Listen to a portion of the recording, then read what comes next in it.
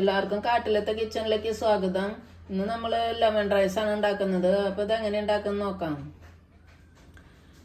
Lemon rice ഉണ്ടാക്കാൻ ആവശ്യമായ സാധനങ്ങൾ: ഒരു ഗ്ലാസ് ജീര റൈസ്, ഒരു സവാളയുടെ പകുതി കട്ട് ചെയ്തത്, ഒരു ക്യാരറ്റ് കട്ട് ചെയ്തത്, 5-6 ബീൻസ് കട്ട് ചെയ്തത്,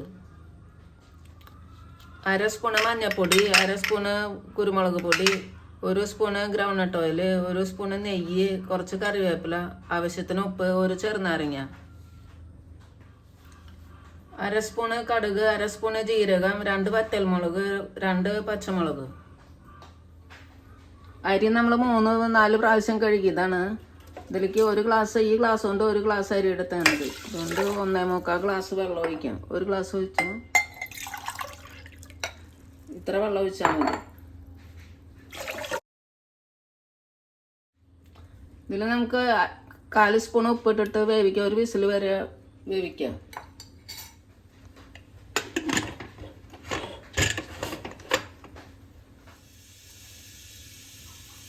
കുക്കറിന് 1 വിസിൽ വന്നിട്ട് കുറച്ച് നേരമായി. അതിൽ എയറൊക്കെ നല്ലപോലെ പോയിട്ട് ശേഷം എടുക്കാം.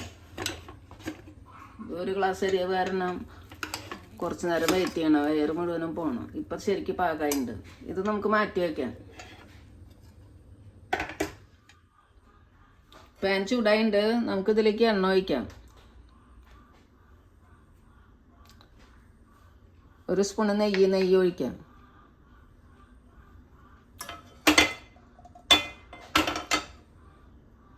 ഇതിൽ മസാല റെഡിയാക്കാനാണ്.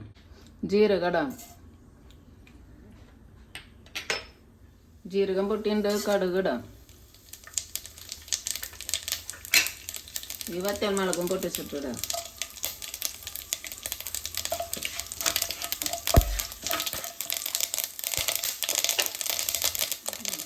കറിവേപ്പില ഇടാം. സവോള ഇടാം. ക്യാരറ്റ്, ബീൻസ്, മഞ്ഞൾപ്പൊടി ഇടാം. ഇതൊന്ന് വേണം വരെ ഇളക്കാം.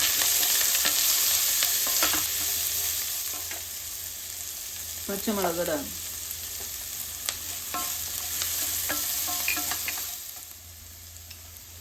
ഈ പച്ചക്കറിയിലേക്ക് ആവശ്യത്തിനുള്ള ഉപ്പിടാം.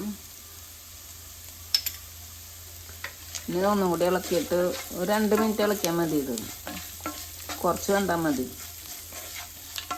പച്ചക്കറി ആയുണ്ട്. ഇതിലേക്ക് നമുക്ക് ഒരു ചെറുനാരങ്ങയുടെ നീര് ഒഴിക്കാം.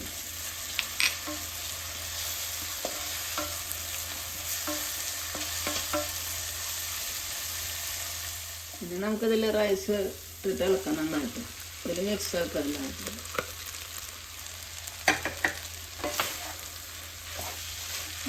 നല്ല ടേസ്റ്റുള്ള റൈസാണ്. അതിൻ്റെ കൂടെ കറി ഇല്ലെങ്കിലും കഴിക്കാം. അച്ചാർ അങ്ങനെ കൂട്ടിയാലും കഴിക്കാം. ഇത് കുട്ടികൾക്ക് എല്ലാവർക്കും നല്ല ഇഷ്ടപ്പെടുന്നത്. ട്രെയിനിലൊക്കെ പോകുമ്പോൾ ഉണ്ടാക്കി കൊണ്ടുപോകാനും കേട് വരില്ല പിറ്റേ ദിവസം വരെ. ഇതിലിനി നമുക്ക് കുരുമുളക് പൊടി ഇടാം.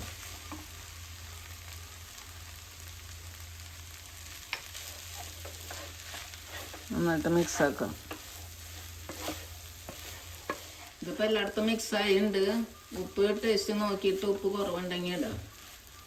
ഇനി നമുക്കൊരു പ്ലേറ്റിലേക്ക് മാറ്റാം.